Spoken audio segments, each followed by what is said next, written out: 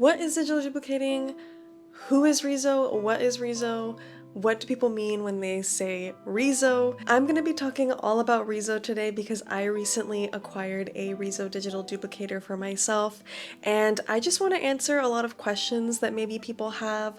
I want to introduce people to the world of RISO printing, and it is something that can be a little bit intimidating or maybe a little bit confusing because it is a little bit more of a niche, or I don't want to say retired, but like the technology that is used for RISO printing is a little bit less commonly used now than it was in the early 2000s, in the 90s, or even before that. So who is RISO? I'm going to read off to you guys this quote from Wikipedia just so we can get a little bit of context. RISO Corporation is a Japanese corporation which is the inventor, manufacturer, and distributor of the RISO printer duplicator, aka the risograph. This device automatically creates a stencil type master, quote, from a paper original or digital file, thereby enabling it to reproduce single-color documents at high speed and low cost in a machine that has a small footprint and relatively low purchase price. The firm was established in Tokyo, Japan, where it continues to maintain its headquarters today. With sales in over 150 countries, RISO is a billion-dollar company. The company maintains a foundation that donates equipment around the world, primarily to educational institutions. In Japanese, RISO means ideal, and the word kagaku means science. Nobuo Hayama, the company's founder, started his business by mixing inks at his kitchen sink just after World War II, and in 1946 established a mimograph printing company whose first product was its signature duplicator. Over the next few years, Mr. Hayama expanded his company to the area of manufactured emulsion inks, stencil masters, and other duplicating products. So what is a digital duplicator in my own words, in my own terms? To me, I like to describe digital duplicating or duplicator printing as if an inkjet printer and screen printing had a baby. Digital duplicators create stencil masters for every color that is used in your file, and each color is laid on pass by pass. So for example, if you use black and pink, you are going to print off the pink first and then pass the paper back through to get the black on top of it, and that creates a very saturated, unique, layered effect to your prints. And like I mentioned when talking about the RISO company, risography was initially created to be cost-effective and quick at printing documents. And I don't know exactly when the shift happened where artists decided to start printing their work with risograph printers. Probably an artist somewhere out there was using what was available to them in their local school or church or office building. They probably had a RISO duplicator or some sort of duplicator, and they started printing their work through that. That's what I would assume. Now, where does all of this context bring us to in the present time? So RISO still manufactures and distributes their machines and their products, but they only do this to verified sellers, and I do know that they also control how much of their products go into each country, and they're only ever sold to mass suppliers. I don't think I've ever heard of the RISO company sending out single unit sales for more personal use. I might be wrong, but I personally was not able to do that. You have to essentially find verified sellers in your area or verified distributors in your area. Sometimes these distributors might want to open up a contract with you, or they might only sell to larger businesses or office buildings. So it is a little bit of a search to find a RISO duplicator, at least a newer model, if you are interested in one. I personally found one in a niche RISO store called Halligan's. It's based up in Chicago, and they were actually able to ship it down to me in Houston. Another way that people acquire these machines is on a second-hand basis or through resale websites. I have seen them a few times on Facebook Marketplace, on Craigslist. There's also other websites that you could check like OfferUp, but when it comes to these more second-hand options, sometimes it could not be a good option for beginners or as a first-time machine. I was definitely tempted many times to get one off of Facebook Marketplace, but you just never know what is going to be wrong with the machine. Getting these machines serviced or fixed can be a little bit difficult if you are not able to locate technicians near you, because not all copier or printer technicians know how to work on these machines anymore, just because they are not as widely used. So now we can get into exactly how a RISO digital duplicator actually works, and I'll be talking about my model. My model is the SF5130, and Older models function, I feel like, in very different ways. Older models sometimes don't even take all of the colors and newer models do, so I'll be talking in like this context of having a newer refurbished model.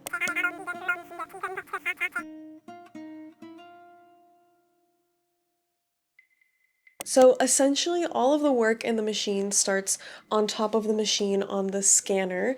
The scanner works in grayscale, so even if you put a colored paper on there for it to scan, it's still going to read it in grayscale, so it's just better to give it only grayscale things. And essentially, let's say that you are going to be working in pink and yellow. So you make your artwork in pink and yellow on Procreate, on Illustrator, whatever you're using, or in real life. Essentially, what you would have to do is separate those two colors into two different files. I would put all of my pink elements on one file and all of my yellow elements on another.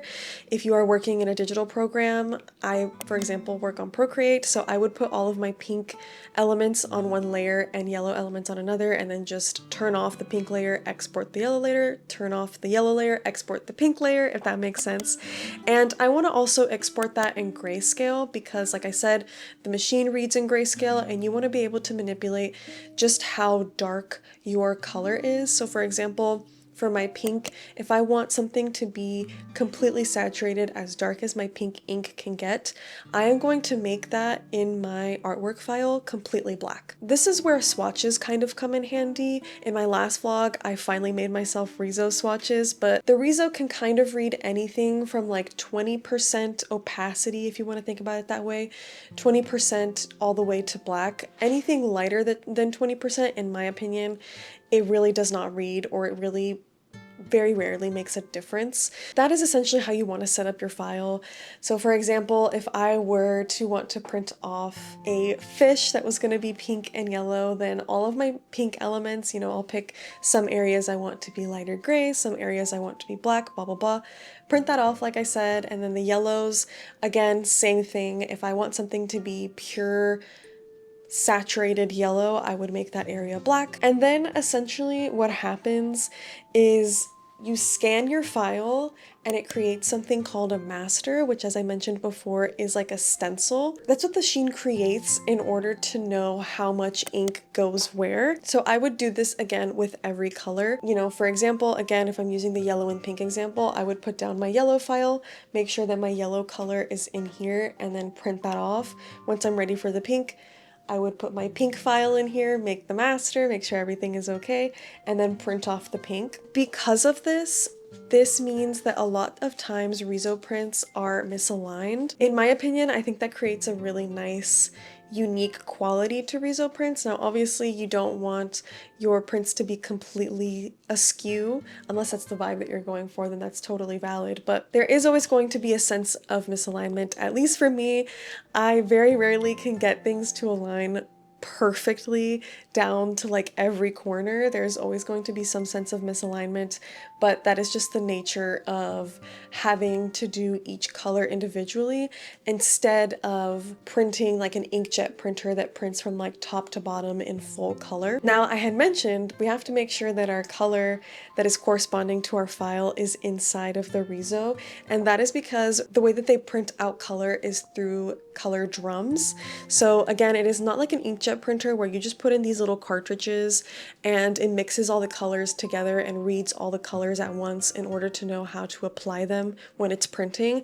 A duplicator is only going to print one color at a time, and its color drum is essentially programmed to only print with that specific color, if that makes sense. So I personally have pink, yellow, and mint and black, and that drum, for example, that I have for my black, it will only ever work for black because it's programmed to that, and also just the way that it distributes the ink inside of the drum, it has to coat the entire inside of the drum. So if I ever even wanted to reprogram the drum and switch the ink out, I would have to do a very deep and careful clean of that drum, which is possible. People have done that before, but in general, you want to get one drum per ink so you don't have to deal with that. You get your file you have it printed out and then you put it here to scan it, you want to make sure that your color is in here. And that is done for every color switch.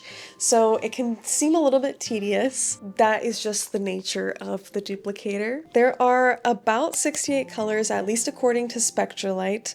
And there's also a white and a clear medium, but these are not really regarded as inks. I think white is used to mix with other colors to give them sort of a different quality, and I think clear medium is more for an expert. I don't know what it is. I've been talking a lot about having a physical printed version of your files for every color and then scanning it here.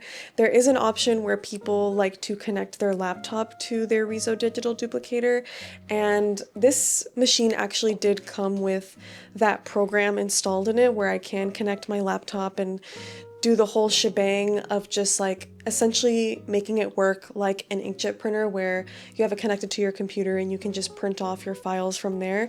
But I personally am not really like a techie guy. Like I don't really like handling too much with computers or like needing to do too much like programming or anything, so stuff like that is a bit daunting for me. I prefer like the physical process and sensation of like printing off my black and white file, scanning it in here, being able to manipulate it in here, so on and so forth. But there's a digital option and I know a lot of people really prefer that way. I can imagine that it is much faster. On the topic of our colors and our inks, the inks used for RISO digital duplicators are all plant-based and they are also oil-based. This means that obviously it's healthier for the environment, but it also means that the drying time for these inks is much longer than for a laser or inkjet home printer. I would even say like treat it as if it really never truly dries, honestly.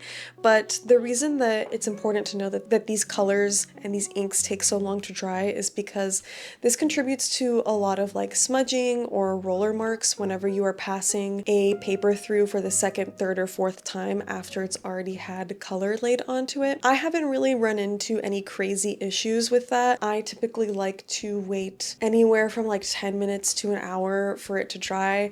I know technically some people say that you were supposed to wait days or even up to a week for the ink to like fully dry, but I'm not someone that is like super perfectionist or super particular about my work. If there is slight smudging here and there, I don't really mind. Because of this as well, usually it's not recommended to have more than 4 colors per artwork. I mean, I don't think I would ever do more than 4 colors, maybe other people do. Especially for beginners like me, doing more than 4 colors, it can cause paper jams because the paper is just so wet with all of those different colored inks that it can get stuck in the printer, or it can also just cause muddiness. Like this process of printing is a little bit more similar, I would say, to like painting because of that like oil-based element and the layered element. So, you know, it's similar to painting where like if you use too many colors or if you work too many colors into one area, it can just end up neutralizing itself and getting a little bit muddy, a little grayish, a little brownish. So 4 colors or less is a good rule of thumb to stick to. Now, with all of this like complexity, all of these almost rules or like little quirks that you have to work through, or this tedious process that you have to work through to use this machine, I think a lot of people wonder why even use this, why even buy it. I mean, it's huge.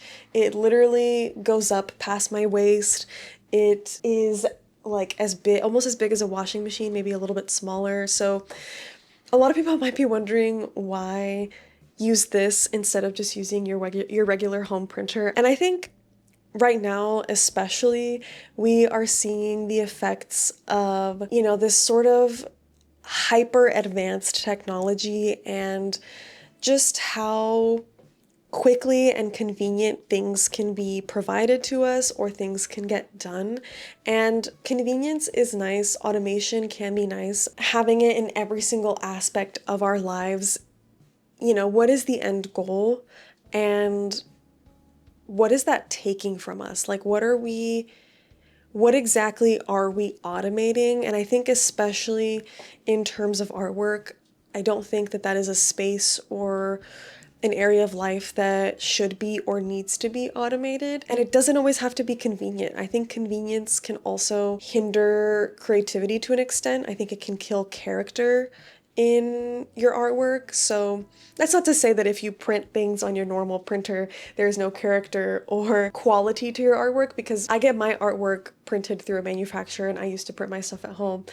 But having this as an option and engaging in this sort of medium is really healing, and I think it also just forces you to slow down, and it gives a nice quality to your artwork. So it has a very small footprint, though the inks are plant-based.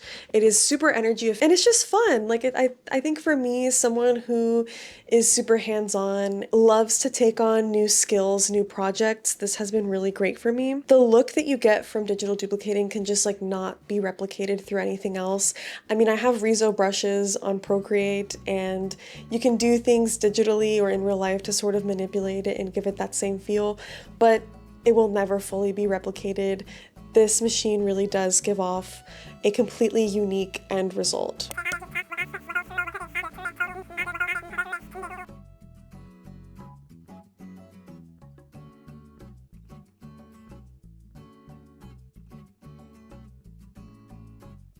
Why do I have one? What are my goals with mine? So on and so forth.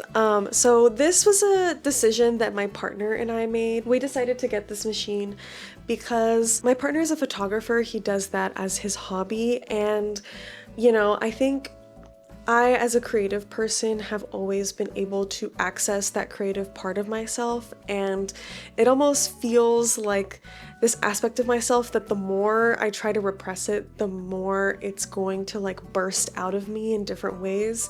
And I think for him, he's repressed it in a different way, and I wanted to get this as a way for us to like come together and have this project together and essentially combine our two mediums, me of like drawing that more like visual art and him photography, capturing moments, bring that together and like just see how we can have fun with it. And obviously I have my business and my illustrative work, so like this is also just great so that I can have access to as many RISO prints as I want of my artwork. But we also want to essentially like be a little bit of a rock for the community, like our local artists, our local community. We're not offering printing services as of yet, but we do, want to help out local friends and artists that we know that we're like, hey guys, come use our RISO. Like, we know how hard it is to get access to RISO machines, and it's a little bit of a lost art. It's like a half lost art in a way. So this has been, like I said, super healing. We have already printed off so many things. Like, it's been so fun to just not really know what something is going to look like from our RISO until it's like fully printed off. So yeah, that's our goals for now. We have our Instagram, Triple Melon Press. That is the name of our like little project, or Triple Melon Press, which I wanted it to work both in English and Spanish. That is all about RISO. That is why I have a RISO. That's a little bit of like the process of RISO printing, how I do it. Yeah, I hope you guys enjoyed. I wanted to like officially introduce you guys to my big baby. She worked so hard for us. She also survived our move. She went up and down stairs. So yeah, definitely more RISO content coming, definitely more RISO videos coming. If you have any questions, any comments, any corrections that you want to give me, you can leave them down below, and I will catch you guys in the next one.